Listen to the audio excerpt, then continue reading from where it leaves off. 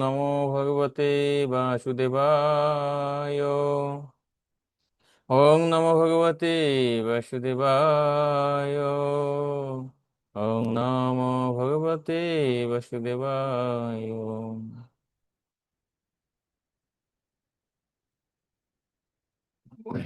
সকলকে স্বাগত জানাচ্ছি আমাদের ভগবত স্টাডি ক্লাসে। আশা করি সকলে ভালো আছেন। তো আমরা প্রথম স্কন্ধের দ্বাদশতম অধ্যায়ে আছি। আজকে দ্বাদশতম অধ্যায়ের প্রথম ক্লাস। আশা করি আরেকটি ক্লাসের মাধ্যমে আমরা এই অধ্যায়টি শেষ করতে পারবো। আর এই অধ্যায়ের শিরোনাম মহারাজ পরীক্ষিতের জন্ম। জয় শিল প্রভুপাদ কি জয়। তো যদি আমরা এই অধ্যায়ের ওভারভিউ করি, তাহলে এখানে মোটামুটি 6টি সেকশনে ভাগ করা হয়েছে। খুব উম, ছোট ছোট সেকশনে ভাগ করা হয়েছে আমাদের বোঝার সুবিধার্থে। তো প্রথমে আমরা আলোচনা করব 1 থেকে 3 নম্বর শ্লোক পর্যন্ত পরীক্ষিত সম্পর্কে শৌনক ঋষির জিজ্ঞাসা। তিনি প্রশ্ন করছেন সুত গোস্বামীর কাছে। তো তার প্রশ্নগুলো আমরা আলোচনা করব। আর সেই প্রসঙ্গে সুত গোস্বামী উত্তর দেওয়ার ক্ষেত্রে যুধিষ্ঠির মহারাজের আদর্শ আদর্শ রাজ্য ব্যবস্থা সম্পর্কে কিছু বর্ণনা করবেন। তারপরে 7 থেকে 11 পর্যন্ত ভগবান শ্রীকৃষ্ণ মাতৃগর্ভে শিশু পরীক্ষিতকে রক্ষা করলেন। কিভাবে রক্ষা করলেন সে সম্পর্কে আলোচনা করা হয়েছে। 12 থেকে 15 পর্যন্ত পরীক্ষিত এর জন্মকালীন অনুষ্ঠানাদি। যুধিষ্ঠির মহারাজ পরীক্ষিত মহারাজ জন্মগ্রহণ করছেন, তো তিনি কি কি করলেন সেগুলো আলোচনা করা হবে। আর আগামী ক্লাসে 16 থেকে 29 এবং 30 থেকে 36 এখানে পরীক্ষিতের গুণাবলী সম্পর্কে ব্রাহ্মণ ঋষিদের ভবিষ্যৎবাণী এবং পরীক্ষিত এর বৃদ্ধি এবং যুধিষ্ঠির কর্তৃক যজ্ঞ অনুষ্ঠান সম্পর্কে আলোচনা করা হবে। তো যদি বলা যায় যে এই যে আহ এই অধ্যায়ের শুরুতেই আহ শৌনকাদি ঋষি প্রশ্ন করবেন। তো আমরা 1 থেকে 3 পর্যন্ত এখানে পরীক্ষিত সম্পর্কে শৌনক ঋষির জিজ্ঞাসা কি কি প্রশ্ন করছেন সেগুলো দেখি। আর তারপর তার পদ্ধতি থেকে আমরা আলোচনা করার চেষ্টা করব এই প্রশ্নগুলো কেন করছেন এবং কি কি প্রশ্ন করছেন সে সম্পর্কে। তো আমরা প্রথম শ্লোকে প্রবেশ করছি। শৌনক উবাচ অশ্বত্থামানুপসৃষ্টেন ব্রহ্মশিষ্ণ উরুতেজসা উত্তরায়া হতগর্ভ ঈশেন জীবিত পুনঃ। হ্যাঁ, অনুবাদটি পড়বেন কেউ? হরে কৃষ্ণ। শৌনক মুনি বললেন, অশ্বত্থামার দ্বারা উপসৃষ্ট ভয়ঙ্কর এবং অপরাজেয় ব্রহ্মাস্ত্রের দ্বারা মহারাজ পরীক্ষিতের জননী উত্তরা দেবীর গর্ভ বিনষ্ট হয়ে গিয়েছিল, কিন্তু পরমেশ্বর ভগবানের দ্বারা মহারাজ পরীক্ষিত রক্ষা পান। হুম, ধন্যবাদ। শৌনক ঋষি বলছেন যে অশ্বত্থামা উপসৃষ্টেন। তো অশ্বত্থামা কি করছে? তিনি এই ব্রহ্মশিষ্ণ উরু তেজসা, তিনি এই ব্রহ্মাস্ত্র নিক্ষেপ করছে। আর ব্রহ্মাস্ত্রের তেজ কেমন? উরু তেজসা মানে অত্যন্ত তেজস্বী, শক্তিশালী। আর উত্তরায়া হতগর্ভ, তার মানে পরীক্ষিত মহারাজের যে গর্ভ সেটি বিনষ্ট হয়েছিল, ঠিক আছে। কিন্তু বলছে ঈশেন জীবিত পুনঃ, কিন্তু সেই গর্ভ আবার পুনরায় জীবিত হয়েছে কার দ্বারা? ঈশান, পরমেশ্বর ভগবান বা ঈশ্বরের দ্বারা, এখানে শ্রীকৃষ্ণের দ্বারা। সেটাই শৌনকাদি ঋষি এখানে ব্যক্ত করছেন। তো এখানে আমরা জানি যে আহ, পঞ্চম অধ্যায়, সরি ষষ্ঠ অধ্যায়ের ওখানে শৌনকাদি ঋষিরা কয়েকটি প্রশ্ন করছিলেন, ঠিক আছে। যে ভাগবতের মহিমা কি, তারপরে পরীক্ষিত মহারাজের জন্ম সম্পর্কে, সুখদেব গোস্বামী সম্পর্কে জিজ্ঞাসা করছিলেন, এবং কিভাবে ভাগবত আসলো, ভাগবতের মহিমা কি, অনেকগুলো প্রশ্ন করছিলেন। তো এই প্রশ্নগুলো করার পর সরি, চতুর্থ অধ্যায়ের শুরুতে। তো আহ সুত গোস্বামী সেগুলো বর্ণনা করার ক্ষেত্রে ভাগবত মহিমা বর্ণনা করছেন, ব্যাসদেবের আবির্ভাব এবং সুখদেব গোস্বামীর আবির্ভাব সম্পর্কে বর্ণনা করছেন। কিন্তু সেগুলো বর্ণনা করার সাথে সাথে পরীক্ষিত মহারাজের এই সেকশনে আসার শুরুতেই তিনি অশ্বত্থামা কর্তৃক যে ব্রহ্মাস্ত্র নিক্ষেপ এবং কুন্তী দেবীর প্রার্থনা, তারপরে ভীষ্ম দেবের প্রার্থনা রয়েছে, আহ তারপরে অর্জুনের প্রার্থনা আছে, তারপরে ভগবান হস্তিনাপুরে সেখানে থাকা, সেখান থেকে আবার দ্বারকায় ফিরে আসা এবং দ্বারকাবাসীদের সাথে ভগবানের এই ভাবের আদান প্রদান, এই সমস্ত লীলাবিলাসগুলো কি সুত গোস্বামী আলোচনা করছেন। তো তার মানে কি, শিল প্রভুপাদ বলছেন কিছুটা সুত গোস্বামী ডিস্ট্র্যাক্টের মধ্যে গিয়েছেন, কিন্তু আসলে প্রকৃতপক্ষে আচার্যরা বলছেন এটি আসলে ডিস্ট্র্যাক্ট নয়, বা মানে অন্যদিকে আসলে তিনি আলোচনা করছেন না। কারণ কি, সেখানে যিনি বক্তা রয়েছেন সুত গোস্বামী এবং যিনি শ্রোতা রয়েছেন নৈমিষারণ্যে যে অষ্টাদশ মুনি ঋষি, শৌনকাদি ঋষি যারা রয়েছেন, প্রত্যেকে কি আসলে ক্রোনোলজি বা ধারাবাহিকতা এখানে মুখ্য বিষয় নয়। মুখ্য বিষয় হচ্ছে কৃষ্ণ কথা। ঠিক আছে, তাই তারা সেগুলো শ্রবণ করছে মনোযোগ দিয়ে। এখন সুত গোস্বামীকে আবার ট্র্যাকে ফেরায় আনার জন্য, বা সেই পরীক্ষিত মহারাজের সেই যে প্রশ্নগুলো ছিল তার জীবনী সম্পর্কে, তার জন্য প্রথম তিনটি প্রশ্ন এখানে করছেন শিল প্রভুপাদ তাৎপর্যে, সে সম্পর্কে বর্ণনা করছেন। তো দেখেন এখানে তাৎপর্য বলছে, ঋষিরা সেই বর্ণনা শ্রবণে মগ্ন ছিলেন, কিন্তু এখন তারা মূল বিষয়ে ফিরে আসছেন। হুম, এমন না যে তাদের খারাপ লাগছিল, তা নয়।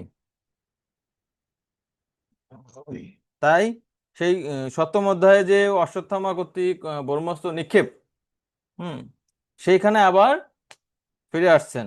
ঠিক আছে, তো ঠিক আছে, 2 নম্বর শ্লোকে দেখি। 2 নম্বরে এখানে বলছে, সুতোর গোস্বামী আরো বলছে এই সম্পর্কে।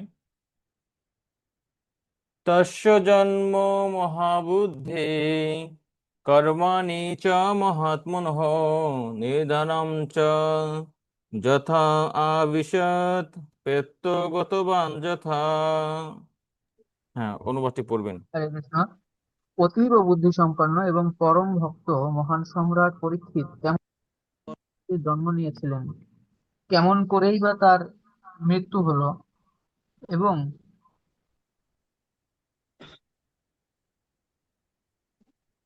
তার মৃত্যুর পরে তিনি কোন গতি লাভ করলেন।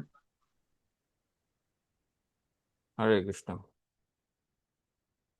তো এখানে যে বিষয়টি বলা হচ্ছে, এখানে মূলত 4টি প্রশ্ন করছেন। ঠিক আছে, যে তস্য জন্ম, তার জন্ম সম্পর্কে আপনি বলুন। মহাবুদ্ধে, মহাবুদ্ধে মানে কি, যে পরীক্ষিত মহারাজ অত্যন্ত বুদ্ধিমান ছিলেন, তার মানে কৃষ্ণ ভক্ত চতুর, একটা কথা আছে না, যেই জন কৃষ্ণ ভজে সে বড় চতুর। ঠিক আছে, তাই হচ্ছে মহাবুদ্ধিমান, যিনি তার বুদ্ধিটাকে ভগবানের সেবায় নিয়োগ করেছেন তিনি হচ্ছে মহাবুদ্ধিমান। কর্মাণি চ, এবং আপনি জন্মগ্রহণ করার পর পরীক্ষিত মহারাজ কি কি কর্ম করছেন সে সম্পর্কে বর্ণনা করুন। চ মহাত্মনো, তিনি হচ্ছেন কি মহাত্মা। তাই ভক্তের মহাত্মাস্তু মাম পার্থ দৈবীং প্রকৃতিম আশ্রিতা। ঠিক আছে, মানে ভগবানের ভক্তকে বলা হয় প্রকৃতপক্ষে মহাত্মা। শিল প্রভুপাদ বলছেন যে শুধুমাত্র নামে মহাত্মা হলে হবে না, কাজে মহাত্মা হতে হবে। মহাত্মা কিভাবে হবে? যখন কেউ ভগবানের সেবায় নিজেকে আত্মনিয়োগ করবেন। নিধনম চ, 3 নম্বর প্রশ্ন, কিভাবে তার মৃত্যু হয়েছিল? নিশ্চয়ই তার মৃত্যুটাও কি হবে? মহিমান্বিত হবে। তার ভক্তের যেমন জন্ম মহিমান্বিত, যেমন তার কর্ম মহিমান্বিত, ঠিক তেমনই ভক্তের মৃত্যুটাও মহিমান্বিত হয়। সাধারণ মানুষের মতন তিনি মৃত্যুবরণ করেন না। সাধারণ মানুষ মৃত্যুবরণ করেন জড় আসক্তি থেকে। তিনি অনেক কষ্ট পান, তিনি তার দেহটাকে ত্যাগ করতে চান না, তবুও তাকে চলে যেতে হয়। কিন্তু ভক্ত দিব্য আনন্দ মগ্ন হয়ে তার দেহটাকে ত্যাগ করেন। এ বলছেন যে নিধনম চ যথা যথৌ আসিচ্ছ, তিনি কিভাবে তিনি দেহত্যাগ করছেন, আর প্রেত্য গতবান যথা, এবং তিনি মৃত্যুর পর তার গতি কি হয়েছে। নিশ্চয়ই তিনি ভগবত ধামে গিয়েছেন। তাই যেমন ভগবানের কথা মহিমান্বিত, ভগবানের জন্মকর্ম মহিমান্বিত, ঠিক তেমনি ভক্তেরও জন্মকর্ম মহিমান্বিত। তাই শিল প্রভুপাদ বলছেন যে কৃষ্ণ কথা শুধুমাত্র ভগবান শ্রীকৃষ্ণের কথাকে কৃষ্ণ কথা বলে না, ভগবানের ভক্তের কথাকেও কৃষ্ণ কথা বলা হয়। এবং ভগবানের লীলা কথা আলোচনা করলে যে ফল পাওয়া যায়, ভগবানের ভক্তের লীলা কথা আলোচনা করলে তার থেকে বেশি ফল পাওয়া যায়। তাই ভক্ত ভগবানের মধ্যে বা ভগবান ভক্তের লীলার মধ্যে কোনো পার্থক্য নাই। ছিল প্রভুপাদ এই শ্লোকের তাৎপর্যে এখানে পরীক্ষিত মহারাজের যে অভিশাপ সম্পর্কে, তার কর্ম সম্পর্কে এবং তার মৃত্যুর প্রক্রিয়া সম্পর্কে অত্যন্ত সুন্দরভাবে বর্ণনা করছেন। এখানে অনেকগুলো পয়েন্ট আছে যেটা ছিল প্রভুপাদ এখানে ছোট ছোট আকারে বর্ণনা করছেন, যেগুলো আমরা আবার সামনে 18 এবং 19 অধ্যায়ে আলোচনা করব। আমি সংক্ষেপে এখানে বলছেন যে মহারাজ পরীক্ষিত যখন তার মাতৃগর্ভে ছিলেন তখন ভগবান তাকে রক্ষা করেছিল। তাই একজন ব্রাহ্মণ বালকের শাপের ফলে অকাল মৃত্যু থেকে তিনি অবশ্যই রক্ষা রক্ষা পেতে পারতেন। তো আসলে যে মহারাজ পরীক্ষিত এতই শুদ্ধ ভক্ত ছিলেন যে তাকে রক্ষা করার জন্য কি ভগবান তার জন্মের আগে রক্ষা করছেন, ঠিক আছে, কিন্তু তার মৃত্যুবরণটা কেমন হলো? সাধারণ একটা নাবালক ব্রাহ্মণের হাতে মানে অভিশাপে, ঠিক আছে, বিনা কারণে বা তুচ্ছ কারণে তাকে অভিশাপ দিয়েই হলো। ভগবান কি তাকে রক্ষা করতে পারতেন না? অথবা পরীক্ষিত মহারাজ যদি চাইতেন তিনি কিন্তু তার নিজেকে রক্ষা করতে পারতেন। কিন্তু শিল প্রভুপাদ এখানে বলছেন যে দ্বিতীয় পয়েন্ট যেটি বলা হচ্ছে যে মহারাজ পরীক্ষিত ভালোভাবে জানতেন যে ওই যে ব্রাহ্মণ তাকে অভিশাপ দিচ্ছে তিনি আসলে কলিযুগ চলে আসছে, তাই কলির প্রভাবে, হ্যাঁ, প্রভাবান্বিত হয়ে তিনি তাকে এই অভিশাপ প্রদান করেছেন। তো এই প্রসঙ্গে শিল প্রভুপাদ বলছেন যে আসলে যে কলিযুগ শুরু হয়েছে বা ত্বরান্বিত হয়েছে কিসের মাধ্যমে? সেটি শুরু হয়েছে এই ব্রাহ্মণদের অধঃপতনের মাধ্যমে, ঠিক আছে। আর তার প্রথম প্রকাশ হচ্ছে এই শৃঙ্গি ঋষি, সৌমিক ঋষির পুত্র, ঠিক আছে। তো এখানে শিল প্রভুপাদ বলছেন, আরো একটু বলছেন যে শ্রী বিষ্ণু তাকে রক্ষা করছিলেন বলে তার নাম হয়েছিল বিষ্ণু রাত। বিষ্ণু রাত মানে কি, যিনি বিষ্ণু কর্তৃক রক্ষিত হয়েছেন। তো তিনি কি পারতেন না যে তাকে রক্ষা করতে? তো এখানে বলা হচ্ছে যে আসলে প্রকৃতপক্ষে যে তিনি চিন্তা করছেন ভক্ত আসলে তার সেবার দ্বারা কোনো কিছু ভগবানের কাছে দাবি করেন না, যেন হে ভগবান আমি এত সেবা করলাম, আমার মৃত্যুটা যেন মহিমান্বিত হয়, আমার জন্য কোনো অপমৃত্যু না হয়, ঠিক আছে, আমার সাথে যেন খারাপ কিছু না হয়। ভক্তের চিন্তা ভাবনা কি যে মা রবি রাখবি জো ইচ্ছা তোহারা নিত্য দাসপতি তোয়া অধিকার, এটাই হচ্ছে ভক্তের মনোভাব, ঠিক আছে। তো তাই তিনি করেননি। তো বিশ্বনাথ কবি ঠাকুর বলছেন যে আহ, তিনি কেন চেয়েছেন তার শাস্তি হোক, ঠিক আছে, কারণ আমরা এগুলো আরো বিশদ আলোচনা করব হচ্ছে 18-19 অধ্যায়ে। কারণ যে প্রত্যেকে চায় যে তার কৃতকর্মের ফলে যেন তার পরিবারের সদস্যরা যে কোনো সাফার না করতে হয়। কারণ একটা অন্যায়, একজন ব্যক্তি যখন কোনো অন্যায় করে তার ফলে তার সমগ্র পরিবারকে সাফার করতে হয়। তাই তিনি চাচ্ছে যেন তিনি যেন শাস্তি পান। আচ্ছা ঠিক আছে, তিনি সবকিছু মেনে নিলাম, ভক্ত তিনি নিজেকেই হয়তো দোষারোপ করছেন, তাহলে তিনি কেন আসলে সৌমিক ঋষির কাছে ক্ষমা চাননি? হ্যাঁ, তার যে যে ঘটনা, তিনি তার গলায় যে সাপটা, মরা সাপটা পেঁচিয়ে রেখেছেন, তো তার জন্য তিনি ক্ষমা চাইতে পারতেন না? তো আচার্যরা বলছেন, শ্রী বিশ্বনাথ ঠাকুর বলছেন যে প্রকৃতপক্ষে তিনি ক্ষমা চাননি কেন? কারণ সৌমিক ঋষি ইতিমধ্যেই তার একজন শিষ্যের মাধ্যমে মহারাজ পরীক্ষিতকে জানিয়েছেন যে তার নির্বোধ পুত্র তাকে অভিশাপ প্রদান করছে যে 7 দিনের মধ্যে তার কি হবে, তার মৃত্যু হবে। আর তিনি এতটাই লজ্জিত রয়েছেন যে তিনি সরাসরি কিন্তু মহারাজ পরীক্ষিতের কাছে যাওয়ার মতো তার আর মুখ নাই, বা তিনি লজ্জায় যেতে পারছেন না। তো পরীক্ষিত মহারাজ চিন্তা করছেন যে ইতিমধ্যেই সৌম্যক ঋষি তিনি এই ঘটনার জন্য লজ্জিত, আবার আমি যদি তার কাছে গিয়ে ক্ষমা চাই তখন কি হবে, বা আমি যদি আমার মার্জনা প্রার্থনা করি তাতে তিনি আরো বেশি লজ্জিত হবেন।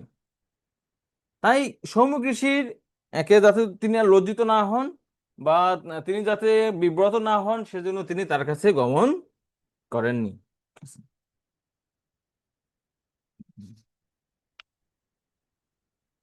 তো এখানে শিল প্রভুপাদ আরো বলছে, সুন্দর এই তাৎপর্যগুলো আপনারা পড়বেন, যারা পড়ছেন ধন্যবাদ, যে অন্য সকলের মতো মহারাজ পরীক্ষিত জানতেন যে তার প্রতি ব্রাহ্মণ পুত্রের অভিশাপ ছিল সম্পূর্ণরূপে অসঙ্গত, কিন্তু তিনি তার প্রতিকার করতে চাননি, কেননা তিনি জানতেন যে কলিযুগের আবির্ভাব হয়েছে, সেই সঙ্গে সেই যুগের লক্ষণ অত্যন্ত প্রতিভা সম্পন্ন ব্রাহ্মণ সমাজের অধঃপতনও হয়ে গেছে। আর একটি বিষয় হচ্ছে কি, শিলপ্রভুপাদ বলছেন যে তিনি কালের প্রবাহকে হস্তক্ষেপ করতে চায়নি। আমরা প্রত্যেকেই এই জগতে আছি একটা নির্দিষ্ট কাল পর্যন্ত, ঠিক আছে। ভক্ত ইচ্ছা করলে কালের প্রবাহকে বিঘ্ন করতে পারেন, কিন্তু ভক্ত সেটা করেন না, ঠিক আছে। তা সেটা বলছে কালের প্রভাবে তিনি হস্তক্ষেপ করতে চাননি, পক্ষান্তরে তিনি হর্ষিত অন্তরে এবং যথাযথভাবে মৃত্যুকে বরণ করতে প্রস্তুত হয়েছিলেন। তো পরীক্ষিত মহারাজের এই মৃত্যু সম্পর্কে শিল প্রভুপাদ আর একটি গুরুত্বপূর্ণ কথা বলছেন, যে তিনি ছিলেন অত্যন্ত ভাগ্যবান, কারণ তিনি জানতেন যে 7 দিন পর তার মৃত্যু হবে। তো কতিপয় আহ গুটি কয়েক ব্যক্তি জানতে পারেন যে কবে তার মৃত্যু হবে। যেমন আমরা ভাগবতে দেখতে পাই, এখানে খটাঙ্গ মহারাজ তিনি জানতে পেরেছিলেন দেবতাদের কাছ থেকে, পরীক্ষিত মহারাজ জানতে পারছেন যে তার 7 দিন পর মৃত্যু হবে। এরকম দুই একটি ঘটনায় শাস্ত্রে পাওয়া যায়। তার মানে কি, তিনি কিন্তু মৃত্যুর জন্য প্রস্তুতি নিতে পারছেন। তাই ভক্ত যখনই তার মৃত্যুর সময় আসে, তখন তিনি তার যতই গুরুত্বপূর্ণ ব্যক্তি হোক না কেন, তিনি তার সমস্ত দায়িত্ব থেকে অবসর গ্রহণ করে ভগবানের সেবায়, ভগবানের কথা আলোচনা শ্রবণে তিনি মনোনিবেশ করেন। তো তিনি জানেন যে তিনি 7 দিন পরে মারা যাবেন, প্রস্তুতি নিচ্ছেন। এবং দ্বিতীয় তিনি সৌভাগ্যবান যে ভগবানের শুদ্ধ ভক্ত আহ সুখদেব গোস্বামীর সান্নিধ্যও তিনি লাভ করছেন। তো এইভাবে এতগুলো পয়েন্ট ছিল প্রভুপাদ তাৎপর্য বর্ণনা করছেন। তো আমরা 3 নম্বর শ্লোক দেখি। হুম।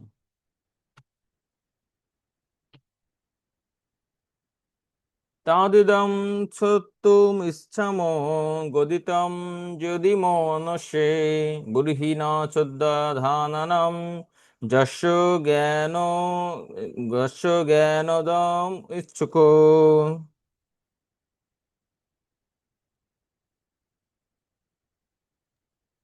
হরে হরে কৃষ্ণ।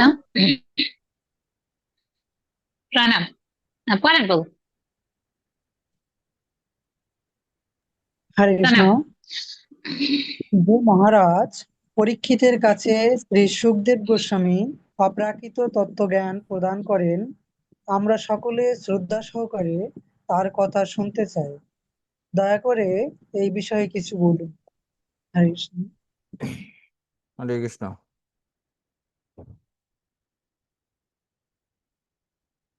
তো এই 3 নম্বর শ্লোকে বলা হচ্ছে যে তাদিদম সত্যম ইচ্ছাম, আমরা শুনতে চাই, গদিতুম যদি মন্যসে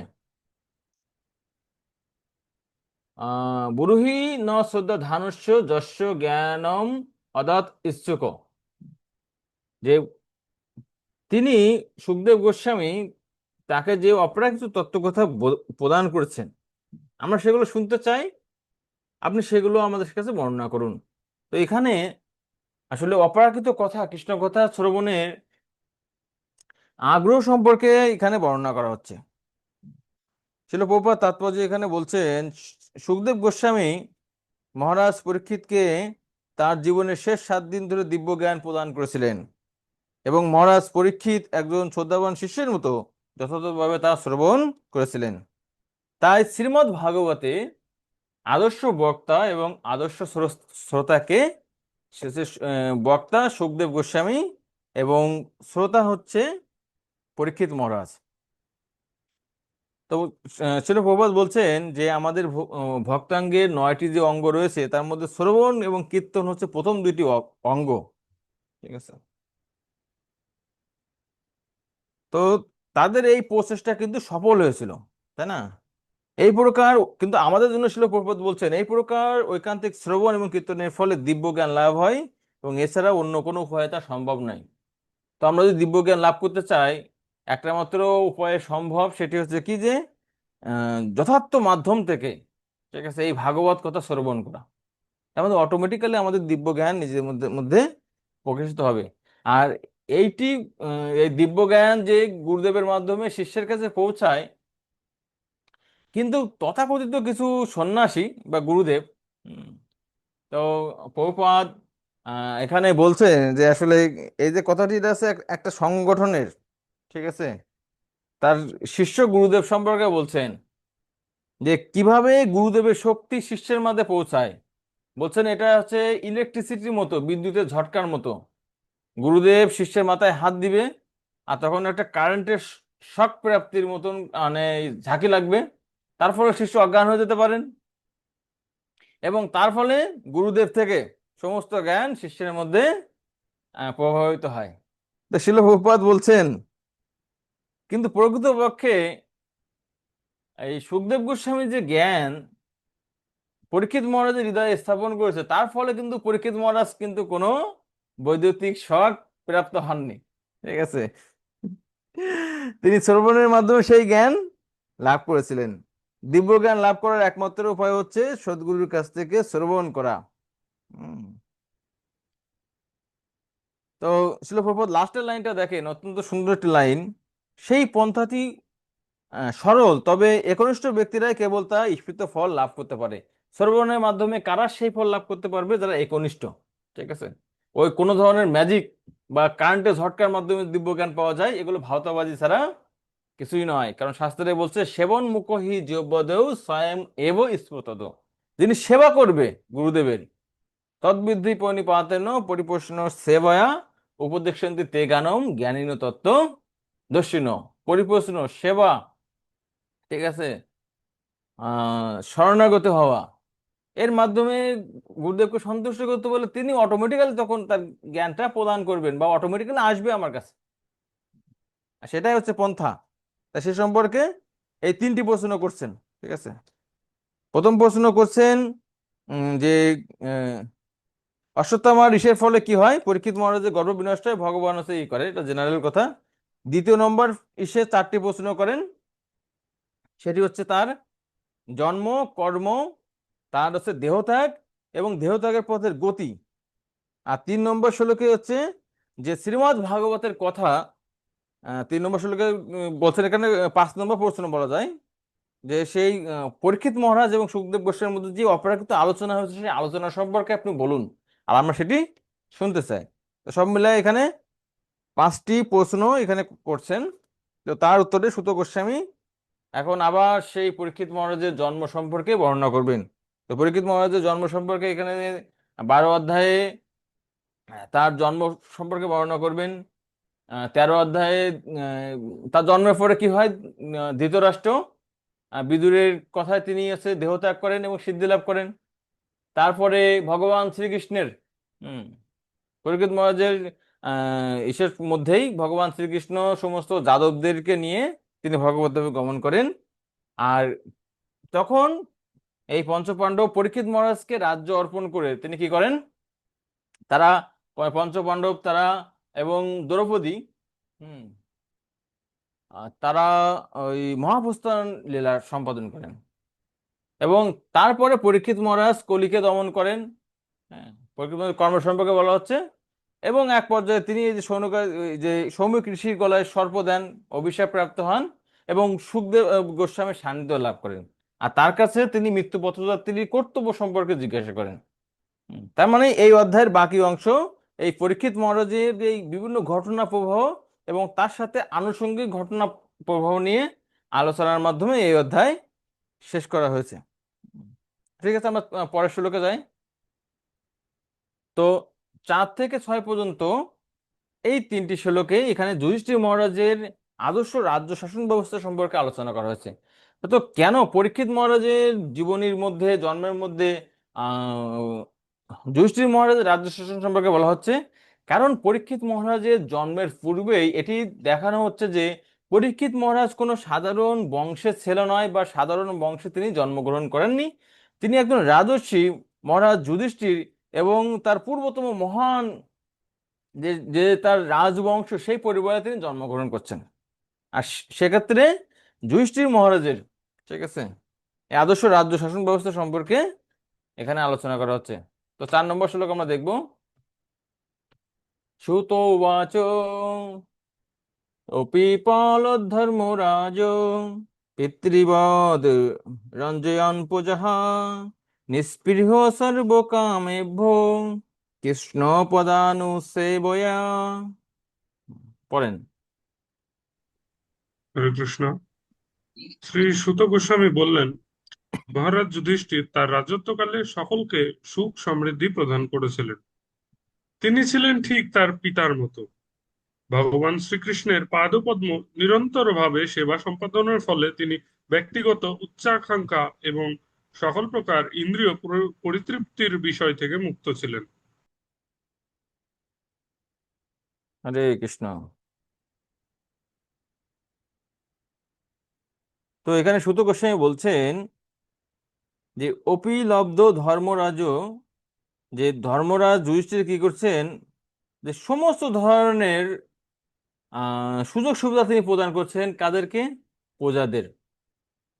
এবং পিতৃবৎ রঞ্জয়ন প্রজা, তিনি হচ্ছে পিতার মতো, পিতা যেমন তার সন্তানদের সমস্ত দায়িত্ব পালন করেন, সমস্ত কিছু ব্যবস্থা করে দেন, যুধিষ্ঠির মহারাজ ঠিক তেমন তার প্রজাদের ক্ষেত্রে ছিলেন। রঞ্জয়ন, রঞ্জয়ন মানে কি? যে আনন্দিত করা, ঠিক আছে, তাদের মানে সুখ সুবিধা আনন্দ তিনি বিধান করতেন। প্রজাহা।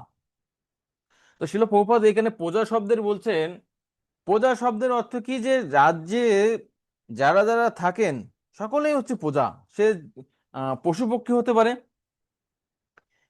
এমনকি সেখানে মানুষও হতে পারে।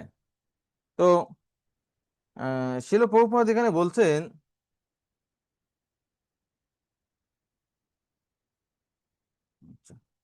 যে বর্তমান সময়ে যে সমস্ত রাজনৈতিক নেতারা আছে তারা কি করছে, তারা মানে এখানে বলছে যে সুন্দর লাইন রয়েছে যে নিম্নতর পশুদের সুরক্ষা প্রদান করা হচ্ছে না, আর উচ্চতর পশুদের তথাকথিত সুরক্ষা প্রদান করা হচ্ছে। এর অর্থ কি? যে তারা শুধুমাত্র মানবাধিকার সম্পর্কে বর্ণনা করছে, আর যারা মানবাধিকার সম্পর্কে বলছে তারা এক পশু, কারণ তারা আহার নিদ্রা ভয় মৈথুন নিয়ে ব্যস্ত। আর যাদের সুরক্ষা প্রদান করছে তাদেরকে কোনো ধর্মতত্ত্ব শিক্ষা নেয় বা তারা নিজেরাও নিজেদের জীবনের উদ্দেশ্য সম্পর্কে জানে না, তারা হচ্ছে কি উচ্চতর পশু। ডিওএস করছে কিন্তু আমরা এই বিষয়ে কিন্তু জানি, তাই না?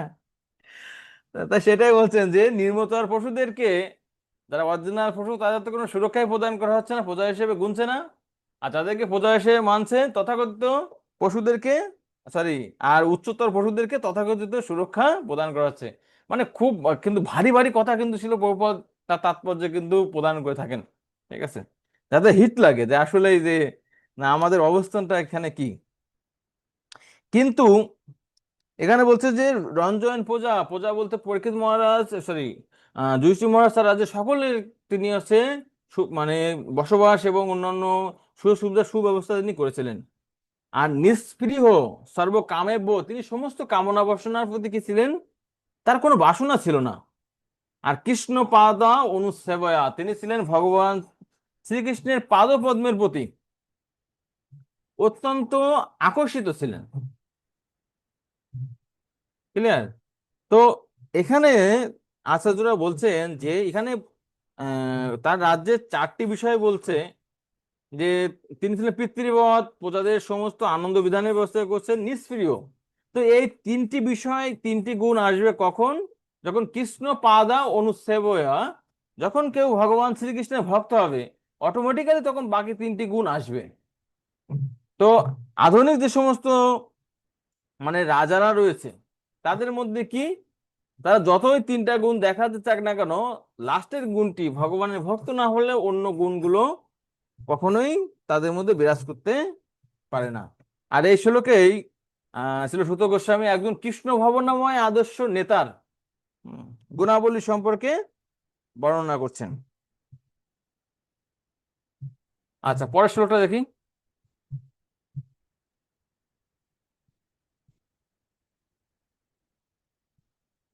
সম্পাদক তব লোকা মহিষী ভেতর মহি জম্বু দীপত্তম চ যশোচ্ছ ত্রিদেবম গত।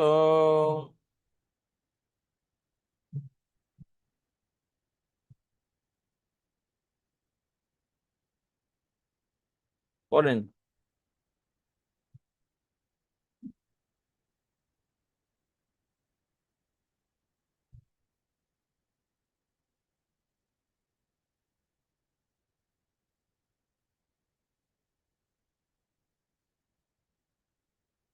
হরে কৃষ্ণ, আপনারা কি আছেন?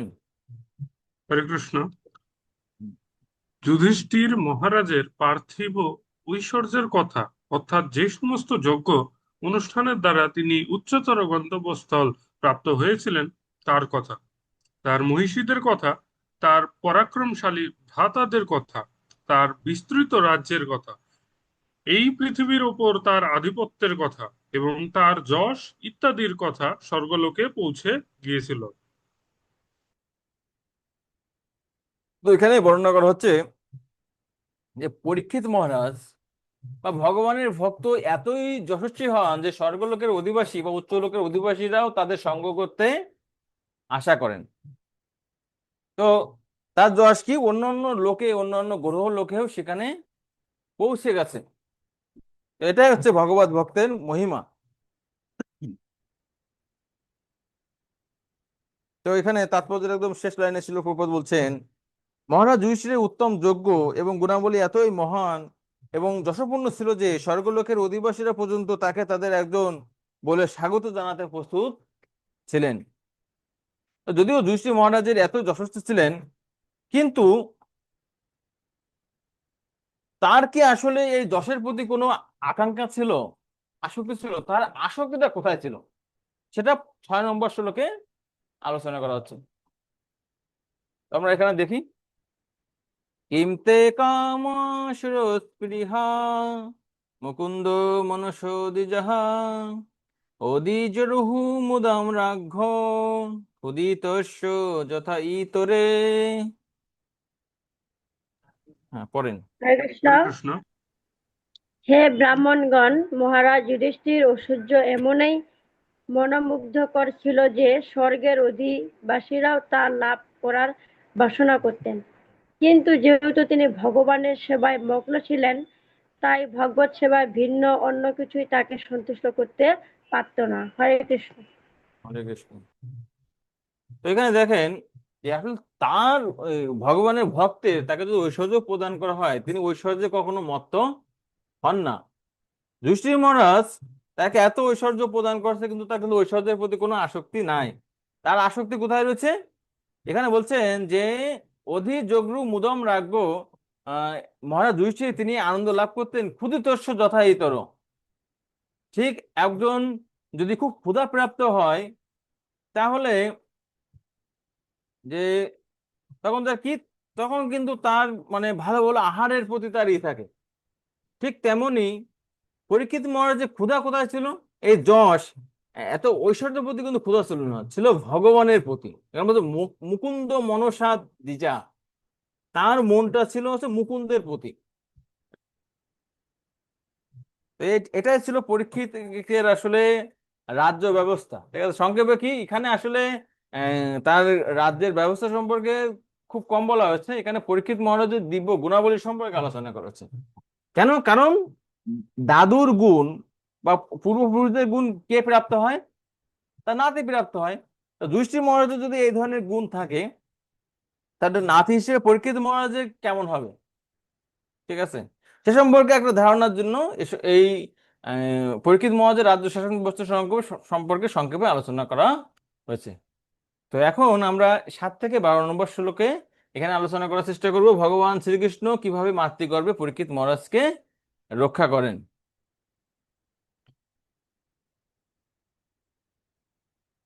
তো 7 নম্বর শ্লোক আমরা পড়ি।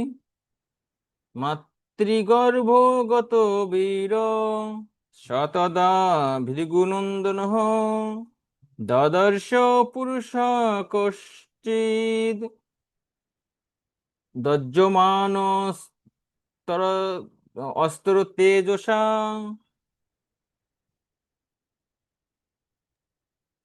হরে কৃষ্ণ। হে ভৃগুনন্দন শৌনক, মাতা উত্তরার গর্ভে অবস্থানকালে মহাবীর পরীক্ষিত অশ্বত্থামা কর্তৃক নিক্ষিপ্ত ব্রহ্মাস্ত্রের তাপে যখন দগ্ধ হচ্ছিলেন, তখন তিনি পরমেশ্বর ভগবানকে দর্শন করেছিলেন। তো দেখেন, শিল প্রভুপাদ বলছেন যে মাতৃগর্ভে 7 মাস থাকা পর্যন্ত জীব প্রায় অচেতন অবস্থায় থাকে।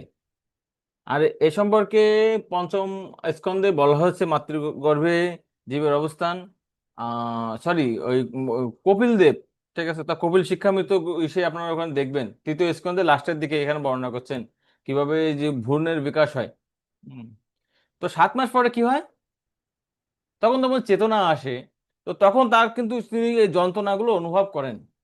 আর তখন কখনো কখনো ভগবানের সাথে দেখা হয়, অথবা ভগবানের কাছে প্রার্থনা করেন যে হে ভগবান, আমি যখন সেখান থেকে বেরিয়ে আসবো, আমি তোমার ভজনা করব, তুমি আমাকে এই বিপদ থেকে রক্ষা করো। তো পরীক্ষিত মহারাজ যখন অশ্বত্থামার যে ব্রহ্মাস্ত্র দ্বারা দগ্ধ হচ্ছেন, এখানে দেখেন যে কয়দিনের বাচ্চা, মাতৃগর্ভে, আসলে দেখুন দ্বিমিত হয়নি, মাতৃগর্ভে যিনি আছেন তাকে বলছে মাতৃগর্ভ গত বীর। পরীক্ষিত মহারাজকে কি বলা হচ্ছে? বীর বলা হচ্ছে। তার মানে জন্মগ্রহণ করেননি, কিন্তু তার মধ্যে কি আছে? সেই তেজ, ক্ষত্রিয়ের তেজ কিন্তু রয়েছেন। হুম। তাই ছিল প্রভুপাদ বলছেন যে সেই অসহায় অবস্থাতেও শিশু পরীক্ষিত সেই অসহ্য তাপ সহ্য করেছিলেন, কেননা তার প্রকৃতিতে তিনি ছিলেন একজন মহান যোদ্ধা। তাই এখানে বলা হচ্ছে কি, তাকে বীর বলা হচ্ছে। তাই জন্মের আগেই তিনি কিন্তু সেই অস্ত্রের কি মোকাবেলা করছেন, তাই না? আর এভাবে তিনি মানে এই ব্রহ্মাস্ত্রের তেজে দগ্ধ হচ্ছেন, তখন তিনি ভগবানকে দর্শন করছেন। তো ভগবানকে কিভাবে দর্শন করছেন, সে সম্পর্কে পরবর্তী শ্লোকে আরো বিস্তারিতভাবে বর্ণনা করা হচ্ছে।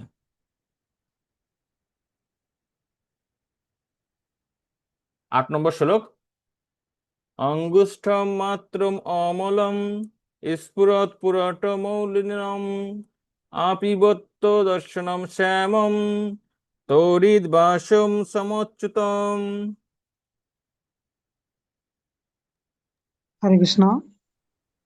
তিনি ভগবান মাত্র ভগবান ছিলেন মাত্র অঙ্গুষ্ঠ পরিমাণ দীর্ঘ, কিন্তু সম্পূর্ণরূপে জড়াতীত। তার অচ্যুত এবং অপূর্ব সুন্দর দেহটি ছিল ঘনশ্যাম বর্ণ। তার পরনে তড়িৎ বর্ণ পীতবসন এবং মস্তকে উজ্জ্বল স্বর্ণ মুকুট ছিল। এইভাবে শিশু পরীক্ষিত তাকে দর্শন করেছিলেন। হরে কৃষ্ণ। তো এখানে বলছো আহ, অঙ্গুষ্ঠ মাত্রম অমলম, ভগবানের আকারটা কেমন ছিল? এই যে বিদ্যা আঙ্গুলির মতো। কারণ মাতৃগর্ভে তো এত জায়গা না যে ভগবান একদম বিশাল আকার নিয়ে সেখানে অবস্থান করবেন। উম, তো শিল প্রভুপাদ বলছেন, যদিও পরীক্ষিত মহারাজের কাছে ভগবান আবির্ভূত হয়েছেন একটি আঙ্গুলের আকারে, তবুও কি তার কি শক্তি কি সেখানে কম ছিল? না।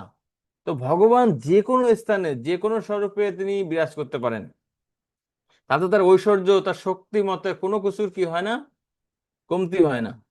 পরের শ্লোকে তাৎপর্য ছিল প্রভুপাদ বলছেন, এখানে আমরা দেখতে পাবো ঠিক তেমনি যে ভগবানের অচ্চা বিগ্রহের, যেমন ভগবান আঙুলের মতন আকার, এই বৃদ্ধা অঙ্গুষ্ঠের মতন আকার ধারণ করে গেছেন, তার মধ্যে সমস্ত শক্তি রয়েছে।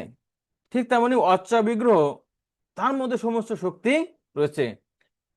অস্ত্র বিগ্রহ কি, ভক্তের কাছ থেকে সেবা গ্রহণ করার জন্য ভগবান যে রূপে নিজেকে প্রকাশ করেন, কারণ সবাই সরাসরি ভাবে ভগবানকে উপলব্ধি করতে পারেন না।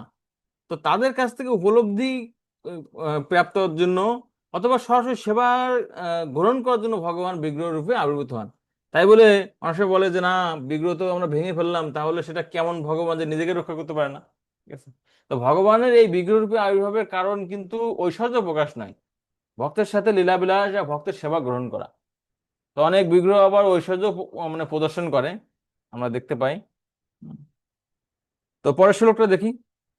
এখানে বলছে যে আচার্যরা বলছেন যে পরীক্ষিত মহারাজের যে অবস্থা, তা সেটা হচ্ছে পরীক্ষিত মহারাজকে তুলনা করা হচ্ছে একটি হস্তী শাবকের সাথে, এবং গর্ভটাকে তুলনা করা হচ্ছে যে গর্ভে যে ব্রহ্মাস্ত্রের তেজ, এটাকে তুলনা করা হচ্ছে দাবাগ্নির সাথে।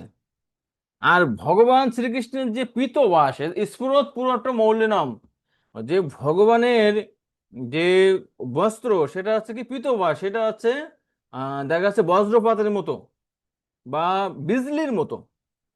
আর ভগবানের যে গায়ের অঙ্গ সেটা হচ্ছে মেঘের মতো। তো ভগবান এই তার দিব্য রূপ নিয়ে আবির্ভূত হয়েছেন কি, যেমন মেঘ যেমন দাবাগ্নিকে নিভিয়ে পশুদেরকে শ্রান্তি দান করতে পারে, ঠিক তেমনি পরীক্ষিত মহারাজ যখন ভগবানকে দর্শন করছেন তখন অটোমেটিক্যালি সেই যে তেজ সেখানে কিন্তু আর নাই। তিনি কিন্তু সেখানে মানে শান্তি লাভ করছেন, সেই তেজ থেকে মুক্তি লাভ করেছেন। পরের শ্লোক দেখি, 9 নম্বর শ্লোক। শ্রীমদ্দীর্ঘ চতুর্বাহুম তপ্ত কাঞ্চন কুণ্ডলম শতযক্ষম গদাপাণিং আত্মনো সর্বতো দিশম পরিভ্রন্তম উল্কাভাম ভ্রময়ন্তম গদমুহুর।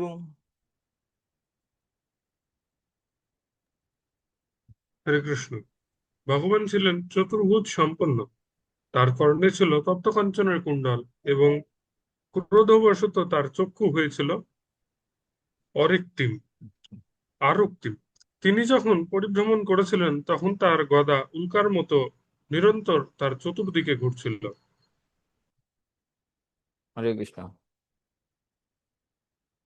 তো এখানে সে সম্পর্কে যে ভগবানকে কি রূপে দর্শন করছেন 8 এবং 9 নম্বর শ্লোকে সে সম্পর্কে বর্ণনা করছেন যে ভগবান ছিলেন, আমরা জানি যে অঙ্গুষ্ঠের মতন আকার, এবং তার গায়ের বর্ণ সম্পর্কে বর্ণনা করছে। এখানে বলছেন তার হাত কয়টি ছিল, তিনি ছিলেন চতুর্ভুজ। ঠিক আছে, তার মানে ভক্তকে ভগবান রক্ষা করার জন্য কি করেন, 4 হাত দিয়ে রক্ষা করে। ঠিক আছে, আর তার যে অস্ত্রগুলো, যে শঙ্খ চক্র গদা পদ্ম। তো তার কর্ণে রয়েছে আছে তপ্ত কাঞ্চনের কুণ্ডল, ক্ষত আজক্ষম গদা পানি আত্মনাম সর্বত দিশম, এবং চারিদিকে তিনি কি এই গদা নিয়ে তিনি নিজেকে পরিভ্রমণ করছেন উল্কার মতো। যেমন উল্কা কি করে আকাশে উড়ে বেড়ায়, ঠিক তেমনই ই করে অশ্বত্থামার এই অস্ত্রকে তিনি করছেন। তো আচার্যরা বলছেন, আমি একটা শ্লোকে এই করছিলাম, একটা লেকচারে শুনছিলাম যে আসলে পরীক্ষিত মহারাজের ক্ষেত্রে কেন তাকে রক্ষা করার জন্য ভগবানকে সেখানে যেতে হবে। কারণ ইতিমধ্যেই পরীক্ষিত মহারাজ আত্মা, তার কাছে কি আছে, তার সব থেকে নিকটে তো পরমাত্মা আছে। তো পরমাত্মাকে তো নির্দেশ দিয়ে দিলে হয়ে যায়, আর তুমি পরীক্ষিত মহারাজকে একটু রক্ষা করো। হ্যাঁ, পরমাত্মা শক্তি কম না আসলে, মানে ভগবানের যেমন তার ভক্তকে সেবা করতে আনন্দ পান, তাকে ভগবানকে রক্ষা করতে ভগবান যেমন আনন্দ পায়। যেমন জন্মাষ্টমীতে জানি যে ওই দেবকী বসুদেব তারা ভগবানকে কিভাবে রক্ষা করবেন সেটাই চিন্তা করছেন। ঠিক তেমনি ভক্ত কি করেন, সবসময় নিজে সরাসরি সেবার মাধ্যমে ভক্তকে রক্ষা করতে চান। আসলে প্রভুপাদ বলছেন যে ভগবদ গীতার 9-31 নম্বর যে শ্লোকটা রয়েছে যে নমে ভক্ত পুনঃসতি, আমার ভক্তের কখনো বিনাশ হয় না। ঠিক আছে, আর সেটা প্রকাশ করার জন্য ভগবান নিজেই এই পরীক্ষিত মহারাজকে সেখানে রক্ষা করছেন। আচ্ছা, তারপরে শ্লোক 10 নম্বর শ্লোক আমরা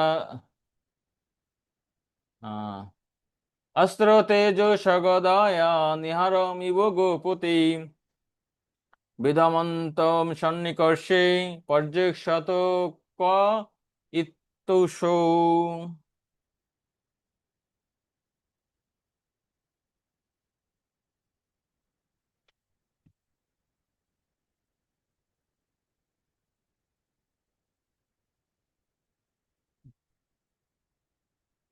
হ্যাঁ, পড়েন কেউ?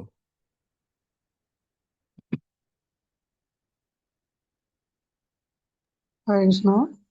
সূর্য যেমন হিমরাশি বাষ্পীভূত করে, তেমনি ভগবান তার গদার প্রভাবে অশ্বত্থামা নিক্ষিপ্ত সেই ব্রহ্মাস্ত্রের তেজ বিনাশ করেছিলেন। গর্ভস্থিত শিশু তাকে দর্শন করেছিলেন এবং তিনি কে ছিলেন সে সম্বন্ধে মনে মনে চিন্তা করেছিলেন। হরে কৃষ্ণ। তো পরীক্ষিত মহারাজ চিন্তা করছেন যে আসলে এই ব্যক্তিটা কে, হুম, যে আমাকে এসে আগুনের তেজ থেকে রক্ষা করলো। আর তিনি কিভাবে আসলে পরীক্ষিত মহারাজকে রক্ষা করছেন, এর নাম বলছে গোপতি। গোপতি মানে সূর্য কি করে, সূর্য উঠলে দেখবেন শীতকালে যে নিহারম ইব মানে শিশির। উম, তো শিশির যখন পড়ে সূর্য উঠলে কিন্তু শিশির কি বেশিক্ষণ থাকতে পারে?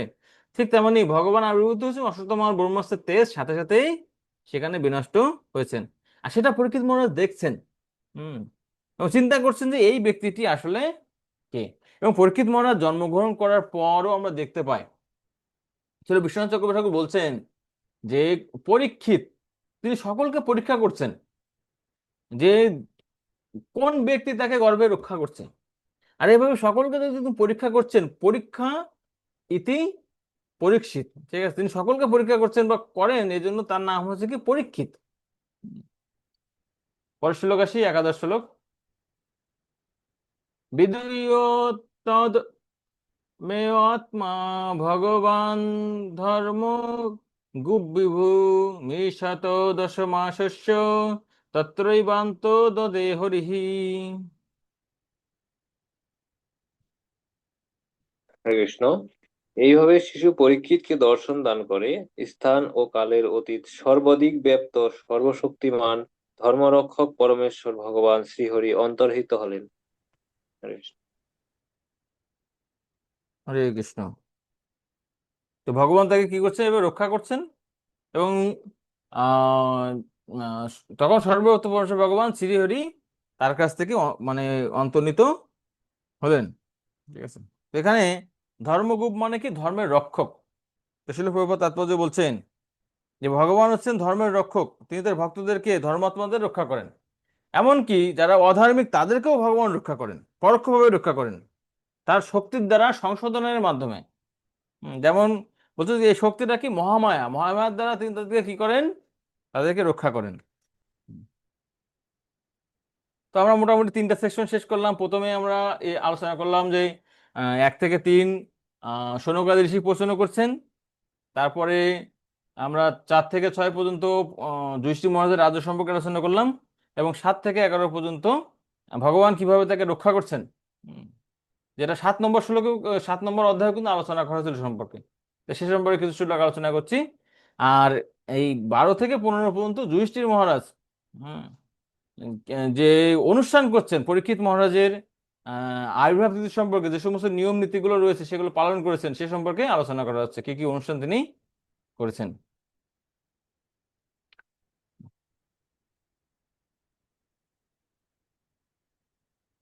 তত্র সর্বগুণোদর্কে সানুকূল্য গ্রহোদয়ে যজ্ঞে বংশধর পাণ্ডুর ভূয় পাণ্ডুর ইব ঔজসা।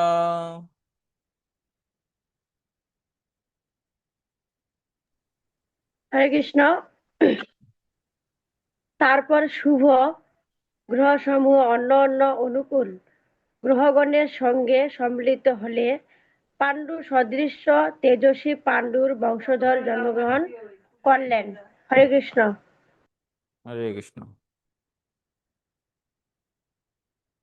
তো এখানে বলছেন যে তত্র সর্বগুণোদর্কে সানুকূল্য গ্রহ আদয়ে।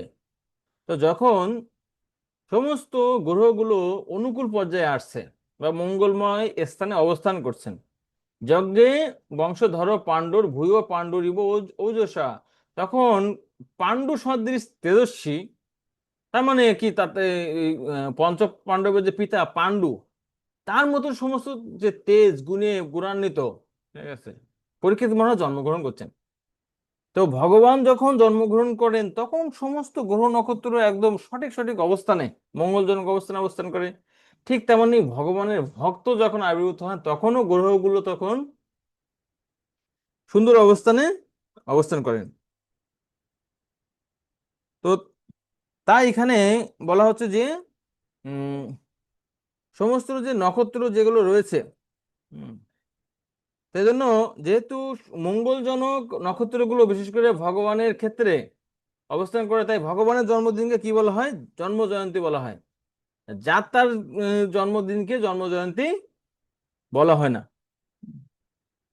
তো পরের শ্লোক দেখি, 12 নম্বর শ্লোক। আর কি কি করছেন। তস্য পিতামহ রাজা বিপ্রধৌম কৃপাদিভি জাতকম কারয়ামাস বাচয়িতা চ মঙ্গলম। হ্যাঁ, পড়েন। সেই সময়ে ধর্মরাজ যুধিষ্ঠির প্রফুল্ল চিত্তে সেই নবজাত বালকের জাতকর্ম সম্পাদন করিয়েছিলেন। ধৌম্য ও কৃপাচার্য প্রমুখ তত্ত্বজ্ঞ ব্রাহ্মণেরা মঙ্গলজনক স্বস্তিবাচন পাঠ করেছিলেন। হরে কৃষ্ণ। তো জন্মের পরে কি করতে হয়? জন্মের পরে যে সংস্থা সেটি হচ্ছে জাতকর্ম। তো তিনি যথাবিধানে জাতকর্ম অনুষ্ঠান করেছেন, এবং সেই যে জাতকর্ম অনুষ্ঠানে মানে একদম জন্মের শুরুতে যে অনুষ্ঠান, সেখানে যে ধৌম কৃপাচার্য এরা ছিলেন কি কুলগুরু বা কুল আচার্য। তো শিল প্রভুপাদ বলছেন যে এই সমস্ত মাঙ্গলিক অনুষ্ঠানে এই গুরুদেবের উপস্থিতিতে বা ব্রাহ্মণের উপস্থিতিতে মঙ্গলজনক ভাবে সেই সমস্ত অনুষ্ঠানগুলো করা হতো। আর কলিযুগে তো এই ধরনের কোনো মানে ব্রাহ্মণই নেই, ঠিক আছে। তার ফলে কি এই সংস্কারগুলো পালন করার মতো আসলে না, এজন্য কলিযুগের জন্য কি পঞ্চরাত্রিক বিধির মাধ্যমে হুম, আগেকার দিনে দেখা যাচ্ছে কর্মকাণ্ড বিধি বা সেই ধরনের ব্রাহ্মণ ছিল, কিছুটা কল্যাণ হতো। সব থেকে ভালো, যদিও কলিযুগে মানুষের যোগ্যতা কম, ব্রাহ্মণদের ওইভাবে নাই, কিন্তু যদি হ্যাঁ জাতকর্ম বলেন, জাতকর্ম তো দেখা যাচ্ছে ওটা এসে কাজ, কিন্তু যে অন্নপ্রাশন আদি যে সমস্ত ইগুলো রয়েছে, সাত ভক্ষণ, অন্যান্য যে সংস্কারগুলো রয়েছে, যদি সেগুলো প্রসাদ দিয়ে করা যায়, মন্দিরে করা যায়, বৈষ্ণবদের ডেকে করা যায়, তখন কি হবে? তখন সেগুলো আরো বেশি কল্যাণ হবে, ঠিক আছে। তাই এই একটা সুযোগ আছে কলিযুগে। হুম, যেহেতু সকলেই শূদ্রে পরিণত হয়েছে। পরের শ্লোক, 14 নম্বর শ্লোক। হিরণ্যম গাম মহি গ্রামান হস্তন্যাপতিবরান প্রদাত সন্নম চ বিপ্রেভ্য প্রজাতিত্বে সতীর্থবিদ। পড়েন। হরে কৃষ্ণ। কিভাবে, কখন ও কোথায় দান করতে হয় সে বিষয়ে অভিজ্ঞ মহারাজ যুধিষ্ঠির পুত্র সন্তানের জন্ম উপলক্ষ ব্রাহ্মণদের স্বর্ণ, গাভী, গ্রাম, হস্তি, অর্শ ও উত্তম অন্ন শস্যাদি দান করেছিলেন। হরে কৃষ্ণ। হরে কৃষ্ণ। তো এখানে শিল প্রভুপাদ বলছেন যে দান সবসময় কাকে করা উচিত? ব্রাহ্মণকে দান করা উচিত, ভক্তকে দান করা উচিত, ভগবানকে দান করা উচিত, ঠিক আছে। আর যে কোনো অনুষ্ঠান, যে কোনো কিছু আপনি যদি দান না করেন, ঠিক আছে, তাহলে সেটি আসলে পূর্ণতা প্রাপ্ত হয় না। আমি প্রায় বলি, অনেকে দেখা যাচ্ছে যখন ভক্তদের নিয়ে যখন কোনো করা হয়, যে কোনো একটা একটা অনুষ্ঠান হোক, অথবা অনেক সময় হয় না যে হয়তো গঙ্গা স্নানে বা বিভিন্ন ইসে কিন্তু ব্রাহ্মণরা মন্ত্র পড়ায়, তাই না, ভক্তরা বিশেষ করে যারা। তো এই যে ভক্ত ব্রাহ্মণদের তখন কি করে যে না, আমরা তো ভক্তদের দিই, মন্দিরে দান করি, তো তাদেরকে আর প্রণামী দেওয়ার কি মানে আছে, বা দক্ষিণা কেন দিব, ঠিক আছে। তো এই এই গুরুত্বটা আসলে আমরা অবহেলা করি। তার ফলে হয় কি, যে ব্রাহ্মণরা যারা আশীর্বাদ প্রদান করলো, তাদেরকে কেন দান করতে হবে? কারণ কি, যে তারা কিন্তু আসলে যে জীবন ধারণের জন্য অন্য কোনো উপায় কিন্তু ইনকাম করে না, করে। তো তাদেরকে যখন দান করা হবে, তখন তাদের সম্পূর্ণ সময়টা কি করবে, তারা এই ভগবানের শাস্ত্র অধ্যয়ন বা ভগবত তত্ত্ব জ্ঞান দান করা বা পারমার্থিক মঙ্গলের জন্য বিভিন্ন বৈদিক স্তুতি আমাদের জন্য করতে পারেন। এই জন্য তাদেরকে দান করতে হয়। কিন্তু কলিযুগের ক্ষেত্রে মানুষ কি করে, কিভাবে ব্রাহ্মণের কাছ থেকে দান গ্রহণ করবে। একবার এক জায়গায় গেছি, তো সেখানে আমরা নিত্যসভা কালেকশন করছি, এসে খেতুরি ধাম থেকে আমি গিয়েছিলাম। তো সেখানে দুর্গাপূজা হবে, তাই এখন একজন ব্যক্তি বলতেছে যে বাবু, আপনারা প্রত্যেক মাসে কি করেন, ও আমাদের কাছ থেকে টাকা নিয়ে যান, তো আমরা করবো, পূজা করব, অনুষ্ঠান রয়েছে, আপনারা আমাদেরকে দান করেন। তার মানে দেখেন, ভগবানের জন্য তারা যে দান করছে, সেই ভগবানের কাছ থেকে, ভক্তের কাছ থেকে তারা উল্টো বা দাবি করছে। আসলে কতটা মানুষ আসলে আমরা মানে অধপতনের দিকে সমাজ ব্যবস্থা যাচ্ছে, যে ভগবানকে বলছে ভগবান দান করো, ব্রাহ্মণ ভক্তদেরকে বলছে হ্যাঁ ভক্তরা দান করো। তো এগুলো হচ্ছে শোভনীয় নয়। পরের শ্লোক, 15 নম্বর শ্লোক। তমুচু ব্রহ্মণা তুষ্টা রাজনম পৃচ্ছন্নিতম এষ হস্মিন প্রজাতন্ত পুরাণম পৌরবর্ষভঃ। হ্যাঁ, পড়েন। হরে কৃষ্ণ। বিদ্বান ব্রাহ্মণেরা দান লাভে অত্যন্ত সন্তুষ্ট হয়ে মহারাজ যুধিষ্ঠিরকে পুরুকুল শ্রেষ্ঠ বলে সম্বোধন করে বললেন যে তার পুত্রটি অবশ্যই পুরুবংশের উপযুক্ত। হরে কৃষ্ণ। হম, তো ব্রাহ্মণদেরকে সন্তুষ্ট করলে কি হবে, যে ব্রাহ্মণরা আশীর্বাদ প্রদান করেন। আর ব্রাহ্মণরা কি, ভগবান বলছেন যে সে মানে ব্রাহ্মণের মহিমা সম্পর্কে শাস্ত্রে অনেক বর্ণনা করা আছে, তখন ওইদিকে যাচ্ছে না, সময় নেই। তো ব্রাহ্মণরা যদি কোনো আশীর্বাদ করে সেগুলো কি হয়, কাজে লাগে। তাই ব্রাহ্মণ বলতে গেলে শুধু ব্রাহ্মণ না, বৈষ্ণবদেরকেও বোঝায়। তা সেই ধরনের ব্রাহ্মণ বৈষ্ণবদেরকে সন্তুষ্ট করতে হয়। যখন তারা সন্তুষ্ট হয় তখন কি হয়, অটোমেটিক্যালি আমাদের সমস্ত মনোবাসনা তারা যদি আমাকে নাও প্রদান করে, ভগবান সন্তুষ্ট হয়ে অটোমেটিক্যালি সে সমস্ত এইগুলো আমাদেরকে প্রদান করেন। তো এখানে আমাদের আজকের ক্লাস শেষ। আগামী ক্লাসে আপনারা এই অধ্যায় শেষ করবেন 16 থেকে 37 পর্যন্ত। মহারাজ পরীক্ষিতের জন্ম এর দ্বিতীয় অংশ আমরা আহ পরের ক্লাসে আলোচনা করব, আপনারা পড়ে আসবেন। জয় শিল প্রভুপাদ কি উপস্থিত গৌর ভক্ত মন্ডলী কি নিতাই গৌর প্রেমানন্দে হরি হরি বলুন।